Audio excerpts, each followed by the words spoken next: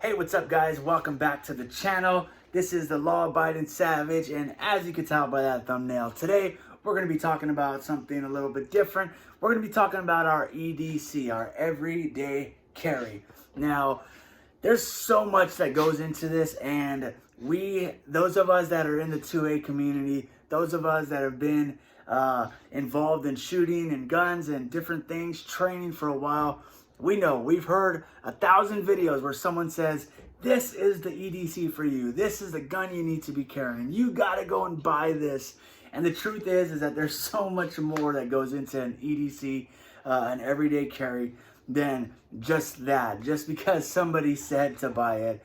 And I just kind of want to talk about that today. Now, if you're a new shooter, if you're new to the game, then this is perfect for you. Now, if you've been around for a while, you got a long history of concealed carrying, then hang out with us and feel free to drop some knowledge. I know you got some tips. I know you got some do's and don'ts of being a concealed carrier. So let us know. Trust me, I'm not the guy that knows everything. I'm not anybody special. I'm just a regular guy that loves doing what I do. And so, yeah, drop some of that knowledge in the comments.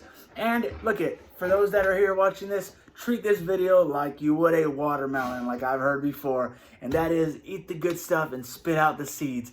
And so let's get into this. All right, so I got a couple of points. I know that sounds kind of schoolish or, kind of boring, but just hang on with me, okay? A couple things that I want to go over. Number one, EDC needs to be a lifestyle, okay? EDC, it has to be a lifestyle. It can't be something that you're doing just because, we got a new president and he's doing a bunch of gun control stuff and there's all kinds of new regulations and they're not letting us have our brace anymore, so go and buy a gun. If you're doing it for that reason and you're going to just have it and you're going to buy it just to have because everybody else is doing it, you're not going to take it serious, and eventually you're going to just have it sitting in a safe somewhere. And if that's you, I hope that you can make that decision and that transition to say, you know what? I'm going to watch this video and I'm going to start taking it serious. Now, if that is you and you're saying, I am taking it serious, I do want to carry every day, I do want to do this, then you're on the right track. And the most important thing when it comes to when you first get into this is that you make this a habit. I tell some of my friends, I'd rather leave the house without my phone and my wallet than my gun. I'm serious. Because without my phone, without my wallet, yeah, it's going to be inconvenient. It's going to, I might have to turn around and come back to the house and, it'll suck, yeah. But if it's a life or death situation, my phone is not going to keep me alive. It's not going to save my life. My wallet's definitely not going to save my life. So I personally would rather have my gun than my wallet or my phone. Now, obviously, it's important to take all of it, but I'm just saying that's how important it is to me. And so, again, we got to make it a lifestyle, okay? One thing that I heard, there's a great channel called Active Self-Protection. Active Self-Protection, I said that a little weird. But one thing he says that's really cool that I really just hold on to is that we don't get to pick the time and place. It's always the bad guy that picks the time and place of the attack. We as the defenders, we can only defend against when they choose to do that, make that attack. And because of that, that's why I'm saying having an EDC weapon, it's important to make it a lifestyle, because if you're doing it just on the weekends or just when I walk the dogs or just when I go out to the park or just if I go somewhere busy, then you're kind of taking that risk. You're kind of taking a chance. And the truth is that a lot of times these things happen, these horrible situations happen when we least expect it, when we're not thinking it's going to happen. That's usually when it happens. And so again, making this a lifestyle is super important. Let's move on. I don't want to be too long-winded, okay? All right, number two, the second thing that I put down was pick a gun that works for you. Listen, again, like I said in the beginning of the video, there's so many channels that are like, this is the one for you. Me personally, I carry the 43X, the Glock 43X. It is a micro compact gun, whatever you want to call it. I think it's like a micro 9 they call it. And it's awesome. It's a 10-round factory magazine capacity. I personally switched it out, and now I have the 15-round mags. Let me actually clear it for you, and you can see that it's clear. Let's see if we can get it. Look, you can see all the way through it. There ain't nothing in this bad boy. This is mine, okay, and I love carrying it, but just because it works for me, just because I shoot this well, doesn't mean that you'll be able to shoot it well. Doesn't mean that it's going to work for you. And so that's why it's super important to pick the gun that works best for you, okay? And with that being said, I think it's so important to get out to a gun shop. Go to a gun shop and handle the weapons. I know sometimes it can be intimidating, and sometimes we go and they might be busy, and the worker might be there and helping someone else. But when they get a chance, ask them for help. Say, hey, what do you think? What do you suggest? And I know for me personally, I don't know if it's my ego or pride that I used to have. I've calmed down a lot more, but back in the day, I didn't want to ask anybody for help. I just thought that I could do it myself. And I know that some of us are like that. So we got to just kind of humble ourselves and say, hey, look at, what do you think is best? Or, what should I get? And so if you're new to all of this and you're saying, look, I need to find a gun that's right for me, go to a gun shop. And usually, I'll be honest with you, I would say 95% of the gun shops that I go to, they've always wound up being pretty cool. Like, there's always somebody that's there that's really cool.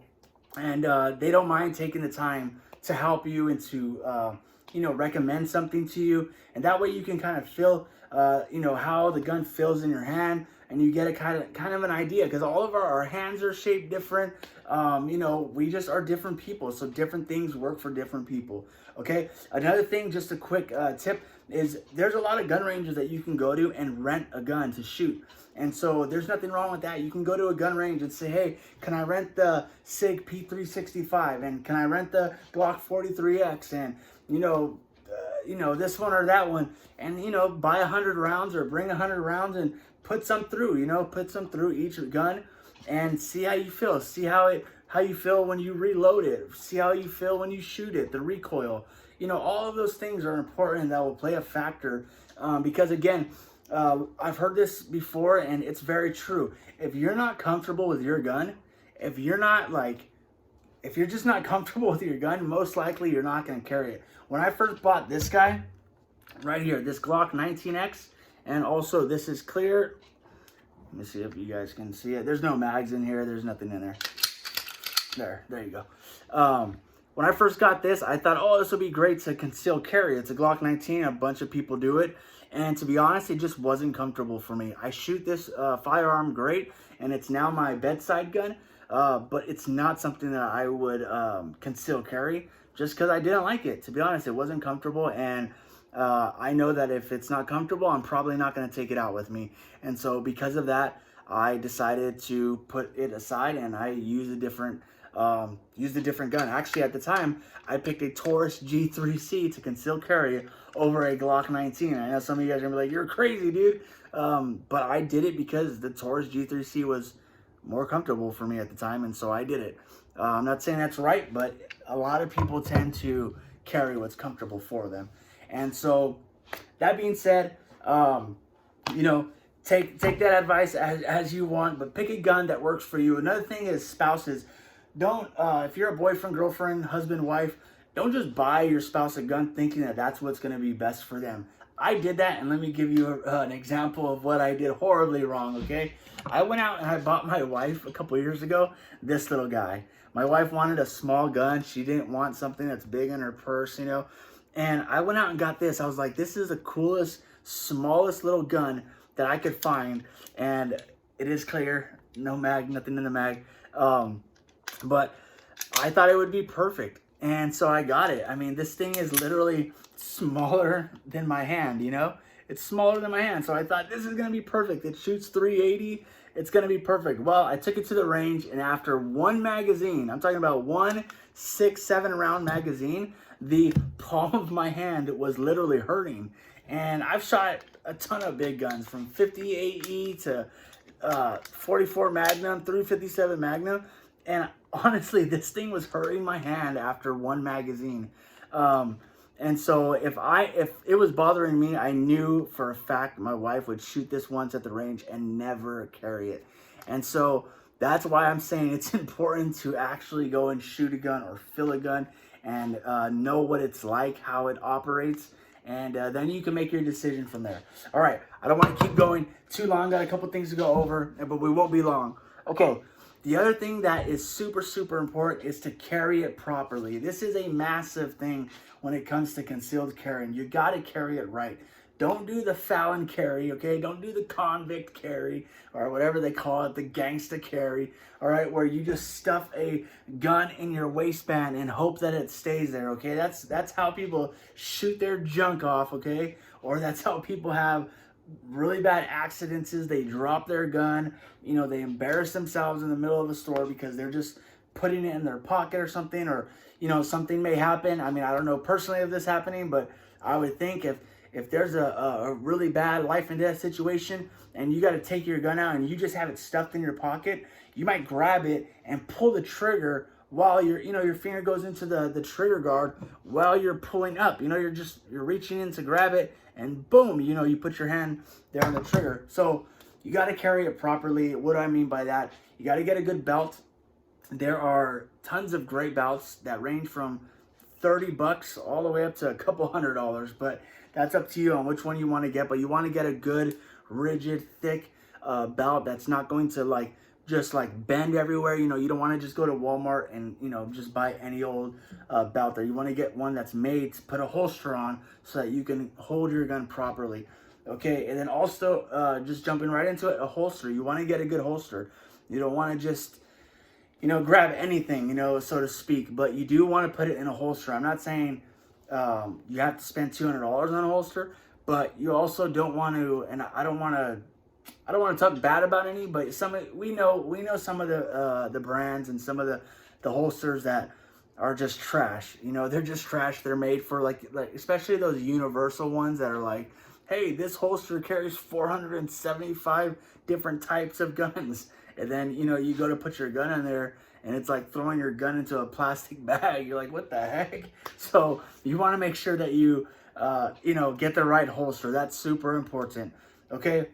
All right. And let's move on. Okay. The last thing that I want to talk about is training. Okay. Too many people, they just buy a gun, they buy it, they have it, and it makes them feel good that they have it. And then they just put it away and they never train with it. They don't operate it. They don't disassemble it. They don't do anything with it. And to be honest, that's a very dangerous thing to do because unfortunately, things don't always go perfect. Things don't always go the way we want it to. And unfortunately, we will run into malfunctions. We will run into things that go wrong in a very stressful situation. Those of you that were in the military, that are a veteran, if you guys don't know, if it's your first time here, I am a Marine Corps veteran. I was deployed to Afghanistan in 2009. And so I do have a good understanding of being in stressful situations that, you know, it doesn't just go the way you want it to go, unfortunately. And not just over there, but just in life in general. We plan something and something goes wrong, something, you know, a wrench is thrown into our plans and we have to adapt and overcome. And so you want to be able to do that by knowing your firearm. And so that's why it's so important to know your firearm, know how it operates, know what kind of ammo does well in it. I had a 1911 a while back that didn't do well with hollow points. I mean, and those things could be tweaked and fixed and stuff. But, you know, at first, if I had never figured out that it didn't do well with hollow points, then what happens when I go to try to defend myself and then boom, I pull the trigger and now my round is not feeding up the feed ramp. And so those are important things to know, okay? So knowing your ammo, knowing the capacity of your mags, having a decent capacity. Now, again, you might say, oh yeah, this is a great gun and I don't mind carrying it. I don't mind the recoil, but you only got 6 rounds and that kind of sucks. You know what I'm saying? So you don't want to just pick any gun like that either. You want something that has a decent capacity, round capacity. You want to know how to put lights on it, take them off, put optics on there, take them off. You know, those things are important. Change the batteries on your optics. All that stuff means something when it comes to being a concealed carry individual. Okay, so I don't want to harp too much on everything. I will say that there is a one, look at, I know I said that there's no gun that, you know, is one kind of a one fit all kind of whatever that quote is. one size fits all. There we go. I had a brain fart for a second. But there is one gun that will do well with anybody. And that is this one. But no, I'm just playing. I'm just messing. This is the High Point C9. And I'm totally joking. This is not a great gun to conceal carry. It's heavy and ugly, and I'm just messing with you guys. Throw in a little bit of humor before I end the video. Look at 4 questions that I want to quickly ask you, and you can answer these in the comments, or you can just answer them to yourself, and it'll kind of give you an idea about how well you are prepared as far as a everyday carrying individual. Number 1 is, where is your firearm? Where's your firearm at? When you're out in town, when you're doing things, where is it at? Is it in your safe? Is it in your glove compartment? Does it sit underneath your seat while you're in the store, or you're walking through the mall, or you're at the park taking a jog, or you're walking your dogs around the neighborhood? Where is your firearm? You got to be able to answer that. And if it's not on you at all times, then there's an issue that you have to correct at some point. Okay, number 2 is, can you clear a malfunction?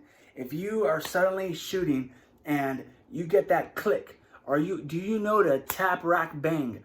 Those are things that you have to know. You got to make important to you, so that in a life or death situation, you can take care of yourself in those ways. Okay. Number 3 is, do you know your local laws? One of the things that I really liked when I took my concealed carry class is that we went over all the laws in North Carolina, because I'm from California, and to be honest, when I first moved here, when I went into my concealed carry class, I thought that it was just okay to, like, I literally just thought it was okay that if someone jumped my backyard fence or kicked in my backyard fence, I thought I can go out there and shoot them and defend myself. But that's not the way it works. It's not the way it works, and you can't just do that. And so that's something that I had to learn when I went through my concealed carry class. Over here in North Carolina, we call it a concealed handgun permit. So knowing your local laws. And then lastly, is the gun that you have right for you? Look at, there's guns that just because it's the prettiest, just because it's the coolest, just because it's the most expensive, just because John Wick shot it, just because all these different things happen, doesn't mean that it's right for you. Now, if John Wick shot it, it's probably right for you. I'm not gonna lie, it's probably good for all of us. But I'm just playing. But you want a gun that's right for you, and that's the last thing that I'll get into. So just taking all that in, I hope that you guys learned something. Now, if I missed something, drop it in the comments. Is there something that I didn't share? Which obviously there is. There's tons of stuff that we can share that I didn't. Drop it in the comments. Drop some advice. Drop some tips. I'm always learning from you, and I enjoy meeting you guys. Look, if you have a channel, or even if you don't, just let me know who you are, say what's up, and I would love to talk to you in the comments. Now, with all that being said, I am the law-abiding savage. Make sure you comment, make sure you like, and make sure you subscribe. Let's get to that 1,000 mark. Let's get to that 1,000 person mark. Like I said to the others, I can't wait to start going live and just chatting up with you guys. So again, with all that being said, I'm the law-abiding savage, and until next time, I'm out.